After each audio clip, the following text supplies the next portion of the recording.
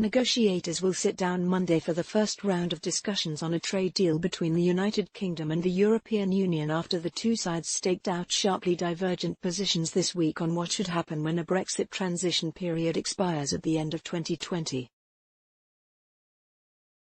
The British government on Thursday committed itself to pursuing a basic free trade agreement that would maintain zero tariffs and quotas on goods but still introduce new friction at borders, an outcome long feared by business. Prime Minister Boris Johnson said the broad outline of such an agreement must materialise quickly.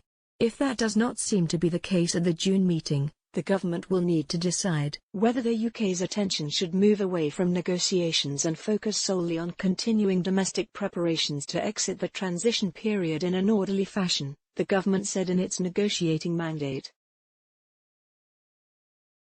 Failure to reach agreement could subject companies in the United Kingdom to steep new tariffs, threaten their supply chains and make their products and services more expensive. UK business groups have strenuously warned the government against such an outcome. Trade negotiations rarely begin with both sides singing from the same hymn sheet, yet tensions between the European Union and the United Kingdom have increased dramatically in recent weeks, with Brussels accusing London of reneging on key aspects of an earlier political agreement on how trade should be handled after Brexit. Johnson has made clear he does not intend to follow the bloc's rules and regulations or accept any oversight from the European Court of Justice, positions that are reflected in the official UK negotiating mandate. Instead, the Prime Minister wants a deal similar to the one the European Union has with Canada. That deal offers tariff-free trade in most goods, and removes barriers in some services, without requiring Canada to align tightly with EU standards. Brussels, meanwhile, insists that Britain must agree to a set of rules to secure preferential access to the bloc's huge single market, and that it's not prepared to merely trust that the United Kingdom won't cut food safety or environmental standards in the future to gain a competitive advantage. Michel Barnier, the chief EU negotiator, points to commitments Britain has already made. According to the political declaration that accompanied the treaty governing Britain's exit from the European Union, both sides agreed that their future relationship must ensure open and fair competition, encompassing robust commitments to ensure a level playing field by upholding existing standards in the areas of competition, employment, government support for companies and climate change.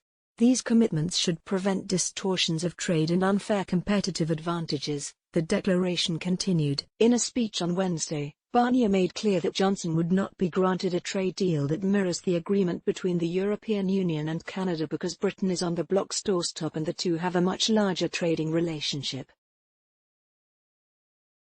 Our relationships with the UK and with Canada are worlds apart, he said, noting that a flight between Brussels and London takes 70 minutes while flying to Ottawa requires more than 10 hours in the air. That view was rejected Thursday by UK Minister Michael Gove. The EU has argued that the UK is a unique case owing to its geographical location. Proximity is not a determining factor in any other free trade agreement between other neighbouring states with large economies. It's not a reason for us to accept EU rules and regulations, he said.